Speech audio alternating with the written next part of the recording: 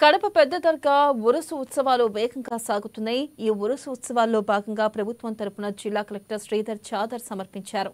ఇక ఈ సందర్భంగా జిల్లా అన్ని రంగాల్లో అభివృద్ధి చెందాలని ఆ భగవంతుణ్ణి ప్రార్థించాలని జిల్లా కలెక్టర్ శ్రీధర్ అన్నారు. ఇక ఈ ఉరుసు ఉత్సవాలకు మన రాష్ట్రం నుంచే కాకుండా తెలంగాణ, కర్ణాటక, తమిళనాడు, కేరళ, మహారాష్ట్ర వంటి ఇతర రాష్ట్రాల నుంచి కూడా భారీ సంఖ్యలో భక్తులు హాజరవుతారని, భక్తులకు ఎటువంటి అసౌకర్యాలు కలగకుండా ప్రభుత్వం అన్ని రకాల చర్యలను చేపట్టిందన్నారు.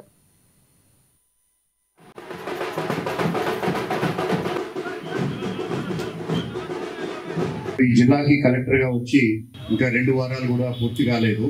ఈ 2 వారాల సమయంలోనే ప్రపంచ ప్రఖ్యాతి గాంచినటువంటి అమీన్ పీర్ దర్గాకి చాదర్ అందజేయడం అనేది నా పూర్వజన్మ అని చెప్పేసి భావిస్తున్నాను. ఈ దర్గా ప్రాముఖ్యత మీ అందరికీ కూడా తెలుసు. మన భారతదేశంలోనే అత్యంత ముఖ్యమైనటువంటి దర్గా, అదేవిధంగా ప్రపంచంలోనే చాలా పేరెన్నికైనటువంటి దర్గా. ప్రపంచ నలుమూలల నుంచి కేవలం ఈ దర్గాని విజిట్ చేయాలి అని చెప్పి మన కడప పట్టణానికి వస్తున్నటువంటి ప్రజలు దీనికి నిదర్శనం. ప్రతిరోజు కూడా కనీసం 2000 మంది నుండి 10,000 వరకు ఈ దర్గాని సందర్శిస్తుంటారు.